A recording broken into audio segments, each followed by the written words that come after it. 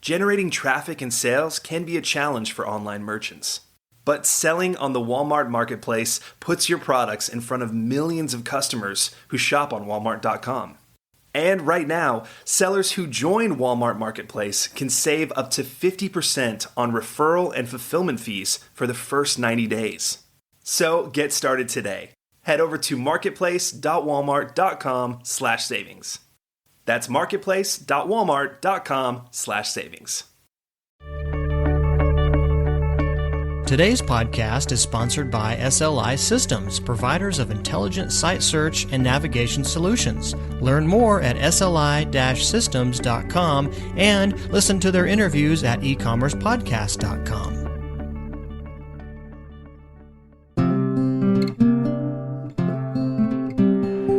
Your path to e-commerce success starts right here.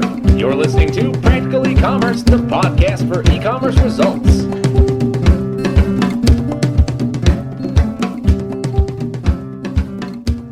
Welcome back to another Practical E-commerce podcast. My name is Brian Getting, and this is our weekly podcast for September 25th, 2006.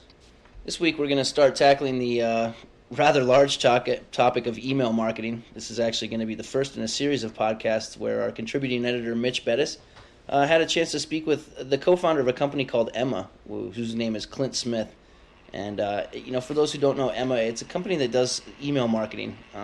In this particular case, it's a web-based email marketing service that allows people to manage their email campaigns and create emails, send them out, and also deal with sort of the start-to-finish aspect of communicating with customers.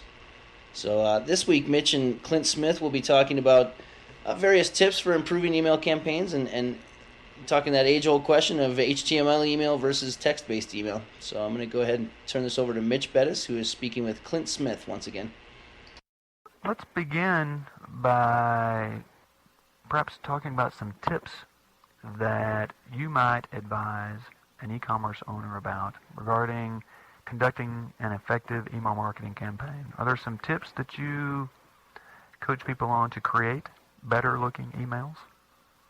Sure. Mitch, we typically start by helping people understand that HTML email offers a whole lot of possibilities in terms of moving from an email that's just text and maybe a little bit boring and plain to something that really does look great. After all, with HTML, you can now include images, you can use different fonts and styles and colors and link back to your website and do all sorts of interesting things. But you also want to remember that you can go too far with that.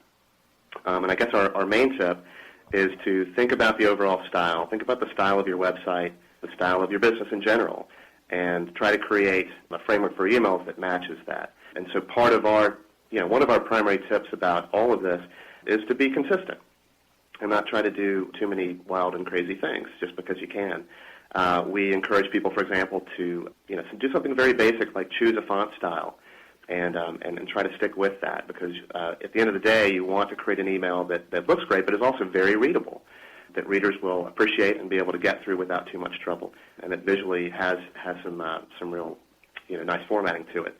We do suggest people use images. There's a study by Marketing Sherpa not so long ago that found that if you include an image at the top, and really in the test they performed it wasn't even a great-looking image, that if you include an image at the top, people are more likely to read more of the email's content. And it answered sort of one of those questions that floating around out there. Do images really mean people pay more attention to the email? And it turns out, at least in this example, that they do. So images are a great thing, and obviously you want to make sure that you're using images that are nicely done and that aren't too large, because too graphic intensive, then it could either be really slow to load or maybe cause some delivery issues. We like the use of simple, bold headlines to make the point. You want to make sure that in the top area of your email, in that preview pane, that you're getting to the point, that you're giving them the information they need and giving them a way to follow up on that, whether it's to visit the website or to inquire about a product or service, that sort of thing.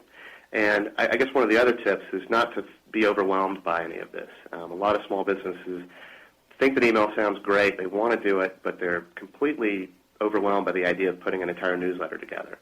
And we try to encourage those folks and make it clear that it doesn't have to be this big, daunting task.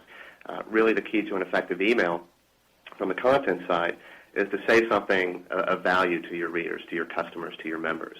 So start, when you're thinking about putting an email together, what is it that your customers and members might be interested in hearing this week or this month?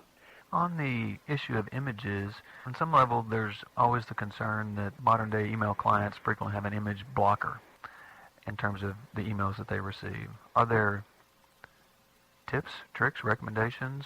Are there ways around managing that? How do I get my full email to be visible to the person whom I want to see it? It's a great question.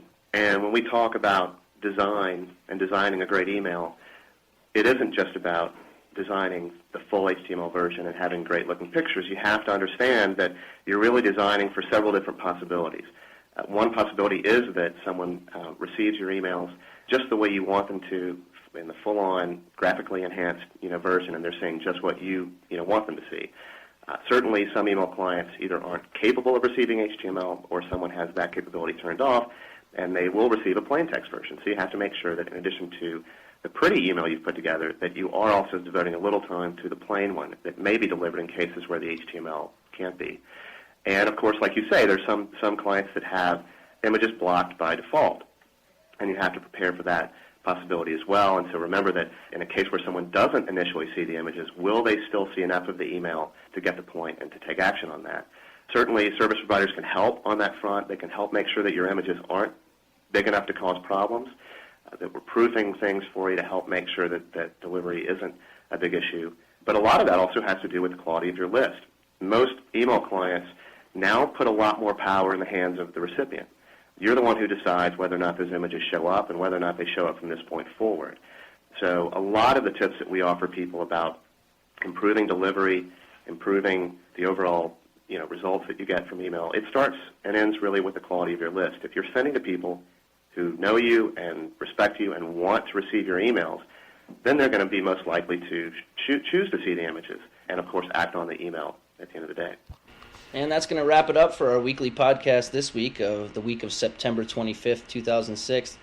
Don't forget, like I said before, this is the first of multiple podcasts that Mitch will be speaking with Clint Smith in. And also, for more information about what they talked about today, check out Emma. The company is called Emma, E-M-M-A, at www.myemma.com. Also, don't forget to visit our website at www.practicalecommerce.com. Check out our online forums where we are still doing our monthly giveaway.